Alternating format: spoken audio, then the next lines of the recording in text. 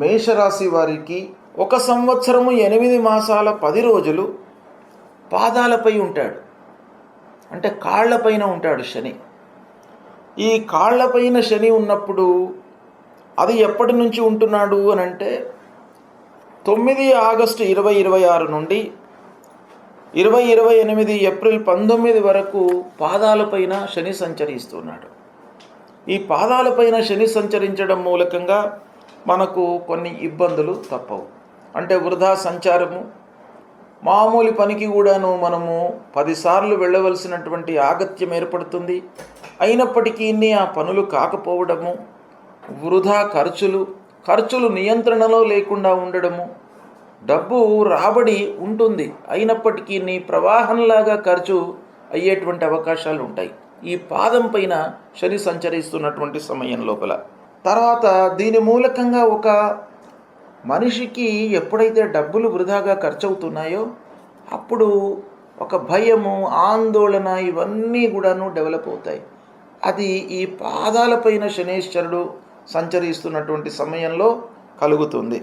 దానికి తోడు ఒక బెంగ, ఆందోళనకు మనిషి గురి అవుతాడు. ఇది ఎప్పటి వరకు ఉంది? 2026 ఆగస్టు 9 నుండి 2028 ఏప్రిల్ 19 వరకు ఉన్నాడు. ఇది 1 సంవత్సరం 8 రోజులు ఉంటాడు పాదాలపైన. ఇది నెగిటివ్ ఎఫెక్ట్ ఇస్తుంది. అంతకుముందు దక్షిణ భుజం పైన శనేశ్వరుడు మంచి ప్రభావాన్ని ఇస్తాడు, మంచి ఫలితాలను ఇస్తాడు. అంటే ఇవన్నీ కూడాను ద్వాదశంలో ఉన్నప్పటికీ, జన్మస్థానంలో ఉన్నప్పటికీ, ద్వితీయంలో ఉన్నప్పటికీ ప్రత్యేకమైనటువంటి ఫలితాలు మన శాస్త్రంలో చెప్పబడి ఉన్నాయి. కాబట్టి వీటికి అనుగుణంగా మీరు ఆలోచించి ఎలా ఉంది శని యొక్క ప్రభావము అనేది నేను చెప్పినటువంటి ఈ రోజులు, ఈ డేట్స్ ఇవి మీరు నోట్ చేసుకున్నట్టయితే మీకు తప్పకుండా మంచి ఫలితాలు కలుగుతుంటాయి. మేషరాశి వారికి ఈ ద్వాదశ స్థానంలో సంచరిస్తున్నటువంటి సమయంలో కొన్ని పరిహారాలు చేసుకోవడం చాలా మంచిది.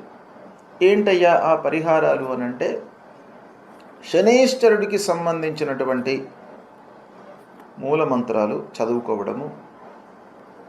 ముఖ్యంగా ఈ శని భగవానుడు ద్వాదశ స్థానంలోకి రావడం మూలకంగా కొద్దిగా మిమ్మల్ని ఇబ్బందులకు గురి చేస్తాడు. అంటే ఖర్చులు పెట్టిస్తాడు. మీరు ఎంత ఆలోచించి ఖర్చు పెట్టినా కూడాను ఏదో ఒక క్షణంలో మిమ్మల్ని బ్లైండ్గా ఖర్చు పెట్టించేటువంటి ఒక తత్వం అనేది ద్వాదశ స్థానం మూలకంగా మనకు కలుగుతుంది. కాబట్టి మీరు శనేశ్వరుడు ప్రీత్యర్థమై నవగ్రహ దేవాలయానికి వెళ్ళండి. నవగ్రహ లోపల 9 గ్రహాలు ఉంటాయి. శనివారం వెళ్ళినా పర్వాలేదు. మీకు ఒకవేళ సమయం చిక్కినట్టయితే ప్రతినిత్యం కూడాను నవగ్రహ దేవాలయానికి వెళ్ళండి. ఆ నవగ్రహం లోపల మధ్యన సూర్యుడు ఉంటాడు. సూర్య భగవానుడు మీకు మంచి స్థానంలో ఉన్నప్పుడు కూడాను ఈ శని ప్రభావము మీకు నల్లిఫై అవుతుంది. అంటే దాదాపు మీ మేషరాశి వారికి 3వ స్థానంలో సూర్యుడు సంచరిస్తున్నప్పుడు, 6వ స్థానంలో సూర్యుడు సంచరిస్తున్నప్పుడు, 10వ స్థానంలో సూర్యుడు సంచరిస్తున్నప్పుడు, ఏకాదశ స్థానంలో సూర్యుడు సంచరిస్తున్నప్పుడు ఈ శని ప్రభావము తాత్కాలికంగా మీకు నిర్వీర్యమవుతుంది. శని ప్రభావము ఉండదు.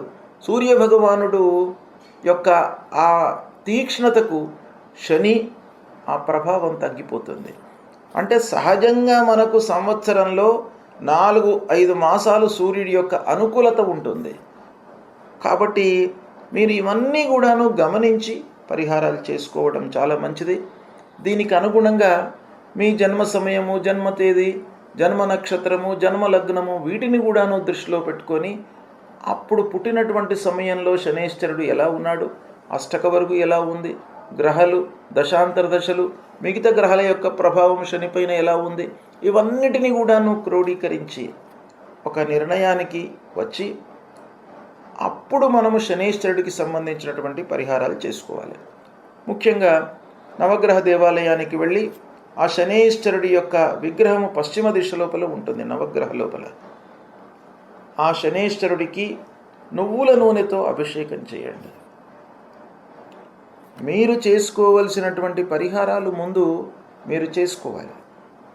తర్వాత మళ్ళీ హోమాలు, పూజలు అవన్నీ కూడాను మీకు ఒకవేళ పరిస్థితి అనుకూలించి మీరు చేసే స్తోమత ఉన్నట్టయితే అప్పుడు మీరు అవి చేసుకోవచ్చు. లేని పక్షంలో మీరు ముందుగా ఏం చేయాలి అనేటువంటి దానిపైననే ఎక్కువ మీరు ఫోకస్ పెట్టండి.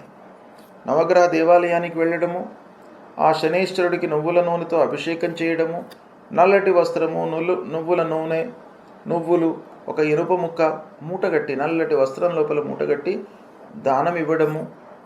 ఈ నవగ్రహ దేవాలయానికి వెళ్ళి ఈ పూజ చేసిన తర్వాత కాళ్ళు కడుక్కొని ఆంజనేయ స్వామి దేవాలయానికి వెళ్ళండి.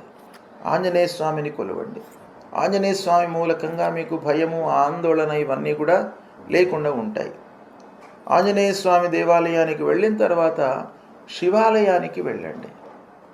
శివాలయానికి వెళ్ళినట్టయితే మీకు ఆరోగ్య సమస్యలు లేకుండా ఐశ్వర్యాన్ని ఇస్తాడు శంకరుడు. శంకరుడు దేవాలయానికి వెళ్ళి పంచామృతములతో అభిషేకం చేసి, ఆ పంచాయతనం ఉంటుంది శంకరుని శివాలయం లోపల.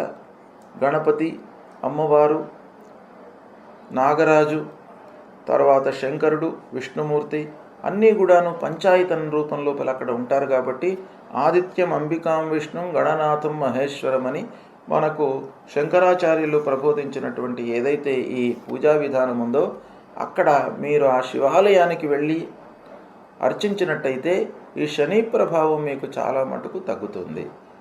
తర్వాత సమయం ఉన్నట్టయితే ప్రతినిత్యం కూడాను నీలాంజన సమాభాసం రవిపుత్రం యమాగ్రజం ఛాయా మార్తాండ సంభూతం తం నమామి శనైశ్వరం అనేటువంటి ఈ మూలమంత్రాన్ని ప్రతినిత్యం కూడాను జపించండి.